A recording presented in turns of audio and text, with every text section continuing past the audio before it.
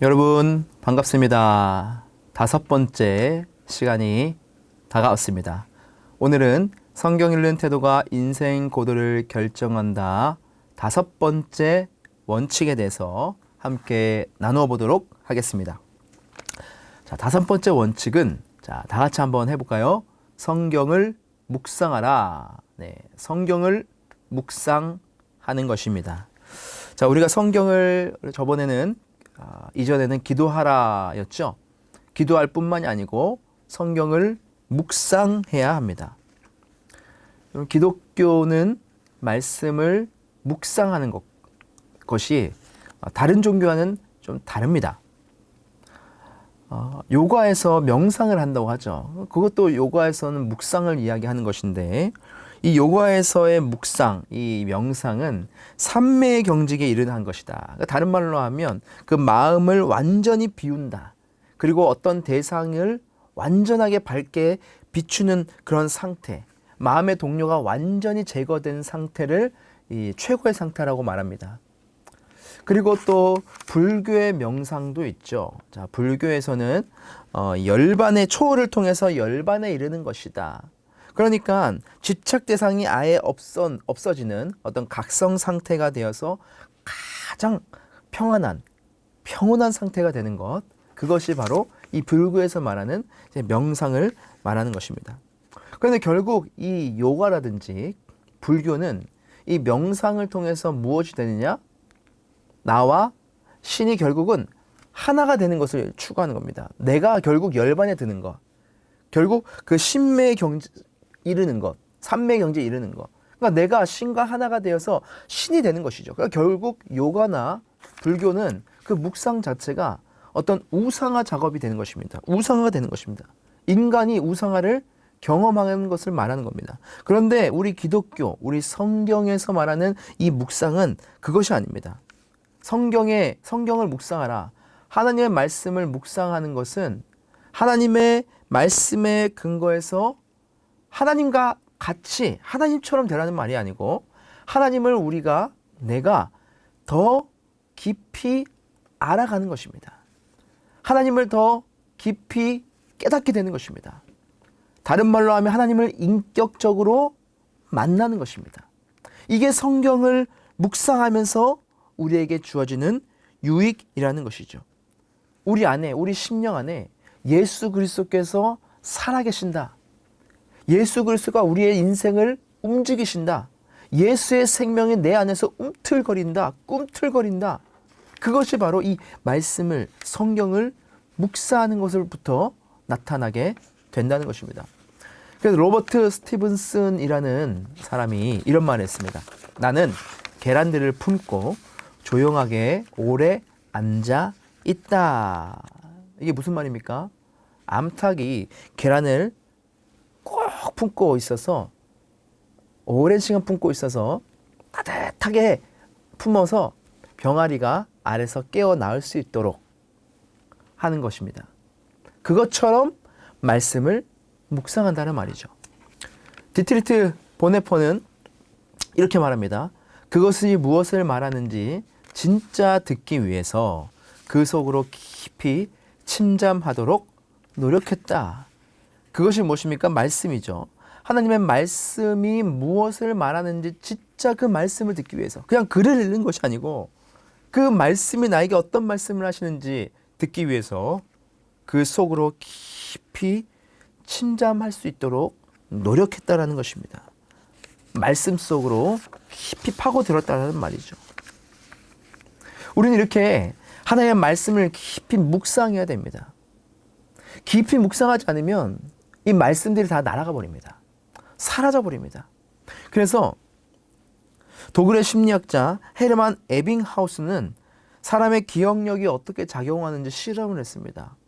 그래서 망각의 커브라는 것을 만들었는데, 자, 사람은 정보를 보존하려고 막 노력을 하지 않으면 잊어버린다는 것이죠. 하루가 지나면 50%를 잃어버립니다. 3일이 지나면 거의 80%를 잃어버리고, 5일이 지나면 거의 85%가 이 기억 속에서 사라져 버린다는 것이죠. 나와 상관없는 정보는 훨씬 더 금방 망각해버립니다. 잊어버린다라는 말입니다. 그러니까 우리의 인간의 이 기억력은 믿을 수가 없습니다. 우리는 망각의 존재입니다. 계속해서 잊어버립니다. 우리가 말씀도 우리가 읽고 말씀도 들으면 금방 잊어버리게 됩니다. 나와 상관없이 우리가 생각한다면, 우리가 그 말씀을 깊이 침잠하지 않으면, 묵상하지 않으면 말씀은 날아가 버려요. 여러분, 나비 설교라고 들어보셨죠? 나비가 앉았다가 헐 떠나가 버리는, 나비 설교가 되면 안 되는 겁니다. 나비 말씀이 되면 안 되는 겁니다. 말씀이 우리 가운데 깊이 뿌리 박아야 되는 것이죠. 그러기 위해서 필요한 것이 바로 묵상이라는 겁니다. 그래서 이 에빙하우스가 이 망각의 문제를 해결하기 위해서 4가지를 제시했는데, 첫 번째는 훈련을 정기적으로 강화하라는 겁니다. 기억하기 위한 훈련을 정기적으로 해라라는 겁니다. 우리가 말씀에 적용해 보면 어떻겠습니까? 우리가 말씀을 기억하기 위해서 계속해서 습관적으로, 규칙적으로, 정기적으로 훈련해야 되는 것이죠. 말씀을 깊이 암송하고 또 말씀을 깊이 묵상하려고 우리가 계속해서 노력을 해야 되는 겁니다. 두 번째는 글이나 말보다는 도표나 비디오를 만들어라. 그러니까 우리의 머리와 생각은 어떤 글을 기억하는 게 아니라 어떤 그림으로 기억한다는 것입니다. 그죠? 그래서 공부 잘하는 천재들도 뭐 책을 보면 그 책을 그냥 줄을 하나하나 이렇게 읽는 것이 아니고, 그것을 그냥 기억하는 것이 아니고, 그냥 페이지 수가 그냥 머리에 딱딱 찍힌답니다. 어디 뭐 32페이지면 32페이지 머리가 딱 찍혀서 그냥 그것이 그냥 그림으로 팍 떠오른다는 것이죠. 그래서 우리가 말씀을 우리가 깊이 우리의 기억 속에 남겨두기 위해서는 그림으로 표현하는 것, 그것도 굉장히 중요합니다. 예수님께서도 비유로 많이 말씀하셨죠. 그죠? 그 은유로 많이 말씀하지 않았습니까? 그래서 그것도 이제 어떠한 방법 중에 하나죠. 제자들이, 무리들이 말씀을 잘 기억하기 위한 방법입니다. 세 번째는 생활에 적용하는 훈련을 하라는 것입니다. 자, 우리가 하나님의 말씀을 기억하기 위해서 그 말씀을 우리의 생활 가운데 적용해라.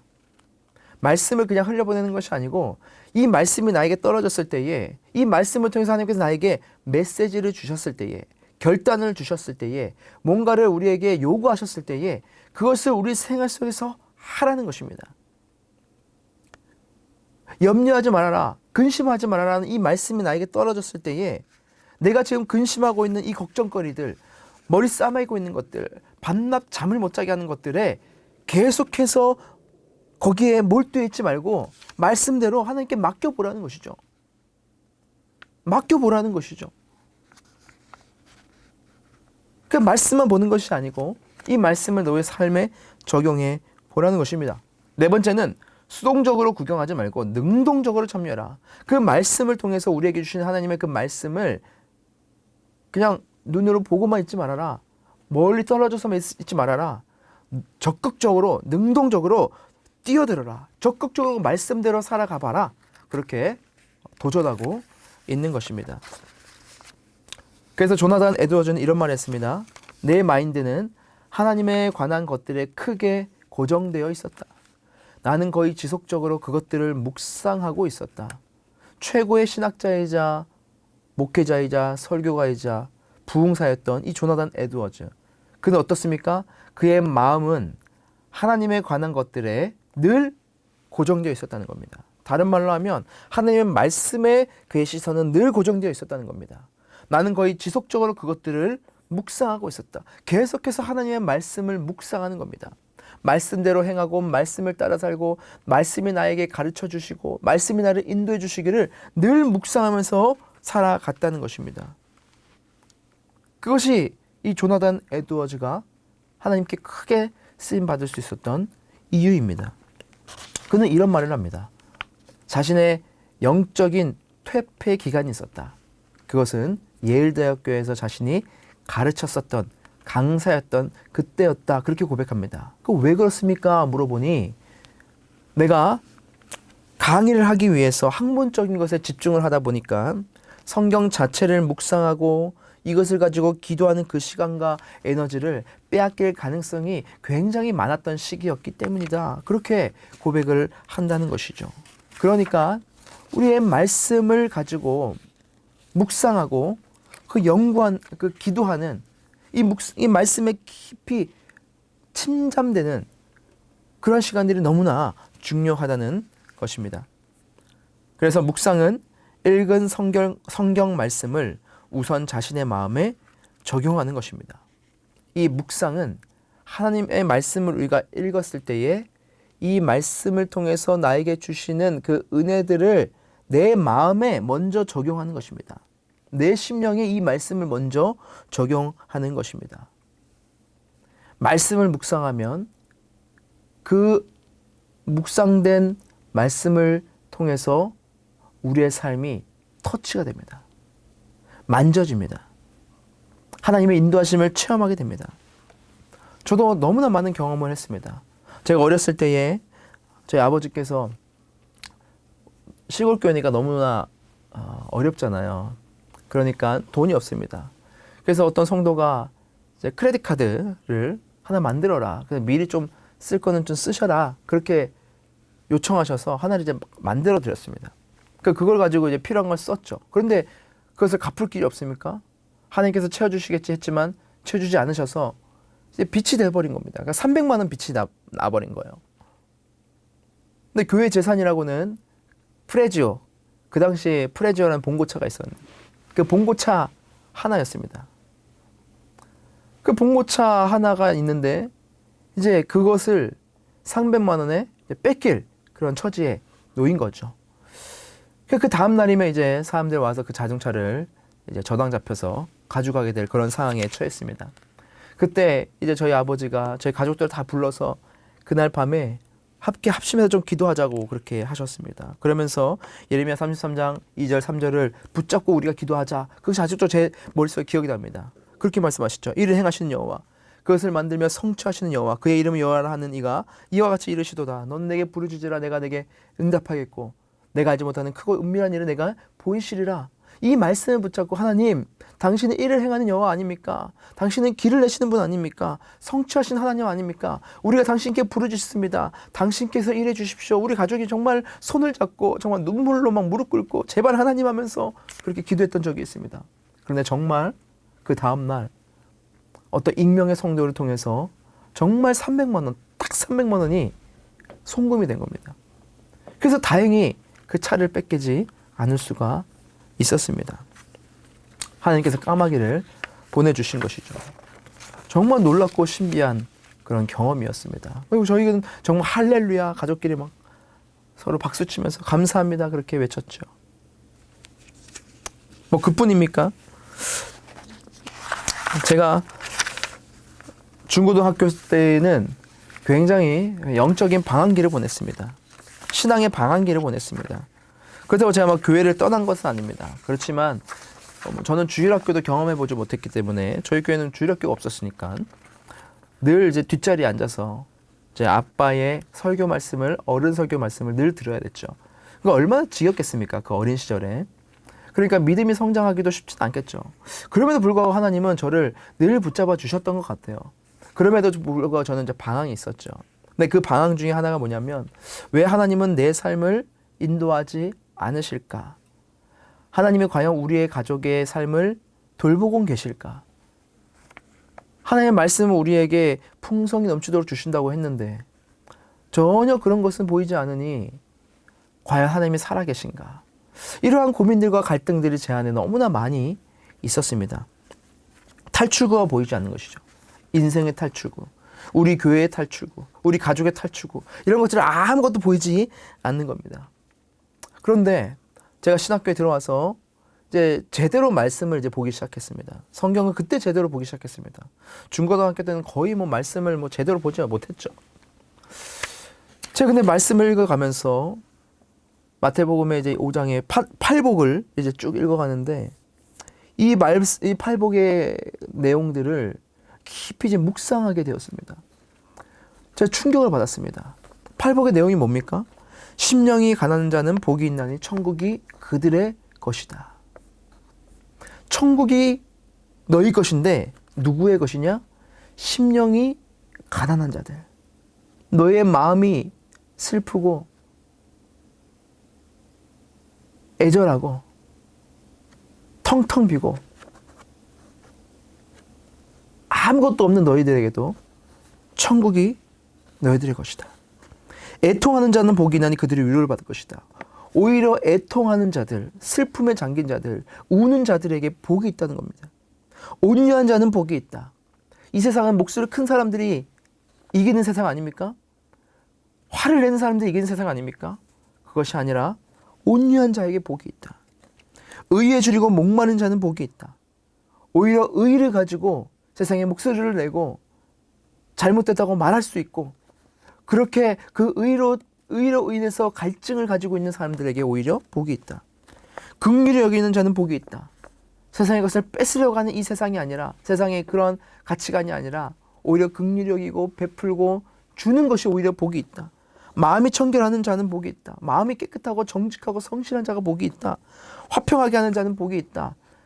싸움을 조정하고 편을 가르고 그런 것들이 아니라 오히려 화평하는 자, 중재하는 자, 여기도 아니고 저기에 편도 끼지 않고 평화를 추구하는 자에게 우리 복이 있다. 의를 위하여 오히려 고통받는 자, 박해받는 자, 핍박받는 자가 복이 있다. 저는 이 말씀을 읽으면서 저는 눈물을 그렇게 흘렸습니다. 아, 하나님의 나라는, 하나님의 복은 형통에 있는 게 아니구나. 제가 그때 깨달았습니다. 잘 되는 것만이 하나님의 복이 있는 것이 아니구나. 하나님의 나라는 심령이 가난하고 애통하고 온유하고 목마르고 마음이 정결하고 화평을 이루고 핍박받는 자가 더 큰 복을 받는 자이다라고 하시는 이 말씀이 제 폐부를 찔렀습니다. 그러면서 그 당시에 아주 다큐멘터리 중에서 굉장히 우리 기독교인들 사이에서 막 떴던 그 다큐멘터리가 있는데, 팔복이라는 다큐멘터리 있습니다. 그 팔복이라는 다큐멘터리에 맨발의 천사 최춘선이라는 영상이 있는데, 제가 그것을 보고 정말 많이 울었습니다. 잠깐 소개를 하자면 이분인데요. 이분은 그 지하철에 다니면서 맨발로, 여름이나 겨울이나 그냥 맨발로 다니셨어요. 얼마나 입은 것도 별 볼 일 없게 다니셨겠습니까? 그리고 막 몸에는 막 글씨를 막 말씀 써놓고 그러면서 겉주상스럽게 막 하면서 사람들에게 너 회개해야 돼. 통일을 이루어야 됩니다. 예수님 믿으세요. 막 그렇게 막 전하고 다녔던 그런 분이었습니다. 그러니까 사람들이 볼 때는 이 사람을 막 손가락 챘겠죠. 아유, 아직도 저러냐? 광신도 아니냐? 좀 정신이 좀 오락가락한 자 아니냐? 그렇게 손가락 받았던 사람이었습니다. 그런데 어떤 한 PD가, 기독교 PD가 이분을 주목한 것이죠. 그리고 이분을 5년인가요? 7년인가요? 따라다니면서 이분을 취재를 했습니다. 근데 알고 보니까 이분이 엄청난 분이었어요. 목사님이었는데, 이분이 어렸을 적에 굉장히 부유한 집안에 살았습니다. 그래서 이분이 가지고 있었던 땅도 엄청나게 많았대요. 그래서 인천공항까지 가는 그 모든 길이 다 이분 거였답니다. 이 부모님도 너무 잘 살고, 이분은 또 어렸을 때 일본으로 유학도 갔다 하고 5개국어를 할 수 있대요. 5개국어로. 중국인만 하면 중국어로, 일본만 하면 일본어로, 미국인만 하면 미국어로, 영어로 그렇게 복음을 전할 수 있는 분이었습니다. 엄청난 분이죠. 그리고 목회자였다는 것이죠. 그러면서 이분의 삶이, 하나님의 말씀이 이분 삶에 들어오자 이분에게 남아있는 것은 오히려 예수. 모든 것이 다 예수. 이분의 입술을 통해서 나오는 그 인터뷰도 아니죠. 그냥 지나면서 계속 찍으면서 나오는 이분의 말씀은 다 하나님 말씀이에요. 오직 예수예요. 그렇게 삶을 사셨더라고요. 그러면서 그 당시에 그 인천 그쪽에 미국에서 그 북한에서 내려왔던 그 6.25 때문에 내려왔던 그 가난한 사람들이 많이 살았다는데, 그분들에게 조금씩 다 땅을 떼서 다 내려주고, 나병 환자, 결핵 환자, 오갈 데 없는 아이들 다 자기 집에 모아가지고 나라에 보조도 없이 자기가 다 먹여 살리고, 그러면서 쫓겨나면서 이리저리 집을 피해 다니고 그렇게 인생을 사셨던 분이 이분이었더라고요. 그리고 맨발로 다니는 것도 내 발에서 신을 벗으라. 하나님 앞에 겸손함으로 자신을 낮추면서 그것을 행하기 위해서 신발도 안 신고 다니는, 그러면서 복음을 전하면서 세상의 약한 자들을 위해서 살았던 분이 바로 이분이었어요. 이분의 다큐멘터리를 제가 보면서 정말 제가 펑펑 울었습니다.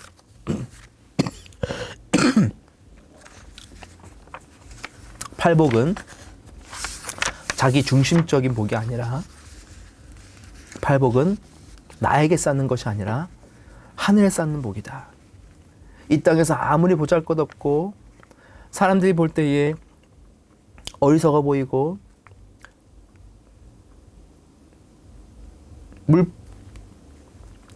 구멍난 독에 물 붓기 같은 일을 할지라도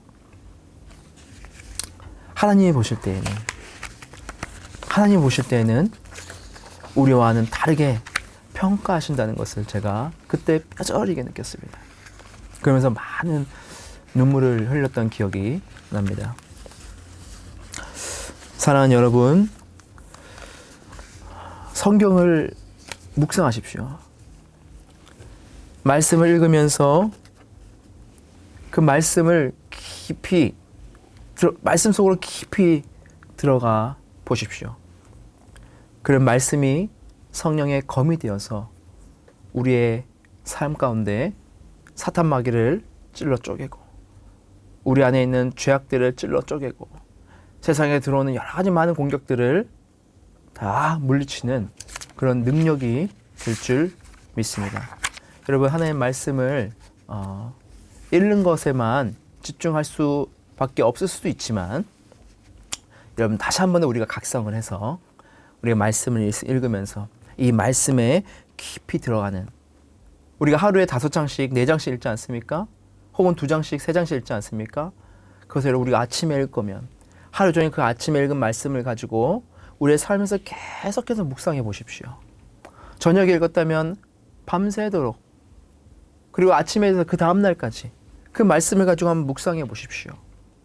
그럼 그 말씀이 여러분의 삶을 살릴 것입니다. 말씀이 여러분의 삶을 풍성하게 할 것입니다. 오늘도 함께 말씀을 나누게 돼서 감사드립니다. 우리 다음 주에 뵙도록 하겠습니다. 감사합니다.